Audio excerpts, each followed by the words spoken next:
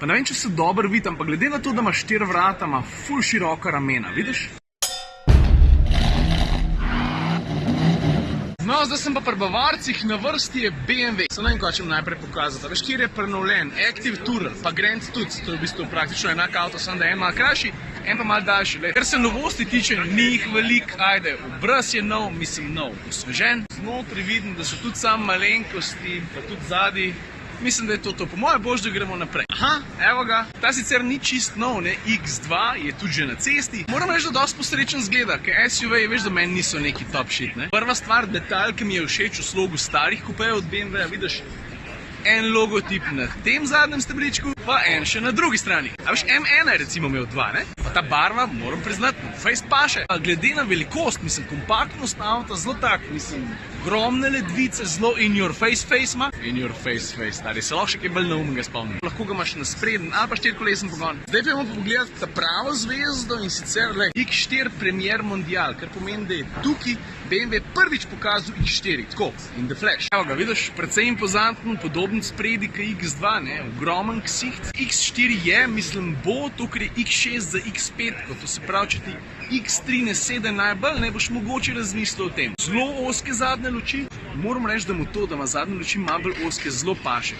Preden se je zgodil tale avto, ima X4 ogromne zadnje luči, pa se mi zdi, da je to malo kvarilo tisto vizualno dinamiko. Je pa v primerjavi s predhodnikom zrasel, če jaz prav vem, je medosna daljša za 6 cm, kar avtomatsko pomeni več placa znotri, pa cel avto je tudi 8 cm daljši. Pa veš, kaj sem se zdaj spomnil? BMW X4 igra na en način dosti pomembno vlogo pri komuter minuti. Tisti vlog, ne spomnim se točno številke, bom pogledal za nazaj, je pomenil tudi en tak začetek sladko-kisli, ker sem že takrat rekel, aha, tole mi je všeč, to mi ni všeč, tako mini sladko-kisle so bile. 3 stvari, ki so mi všeč. Številka 1, feltne.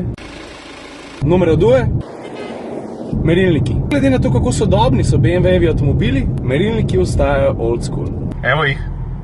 Številka 3 so pa vozne lastnosti, tudi zaradi 4-kolesenega pogona, tako da ga lahko dobro pritisnem tudi čez ovink. Kufra je za koliko? Nekaj čez 500 litrov, avto vem, da bo tudi dosti hitro prišel v prodajo. Je pa avto tak chunky, nam rekel, da je chunky monkey, ampak tak nabit. Je pa hudič, ne, da imaš svetovno premiero, pa vse nisi najbolj gledan, ali pa recimo temu zaželjen avto nad BMW-jem v razstavnem prostoru, zato ker to je pa mater je hud, BMW M8, je pokažem.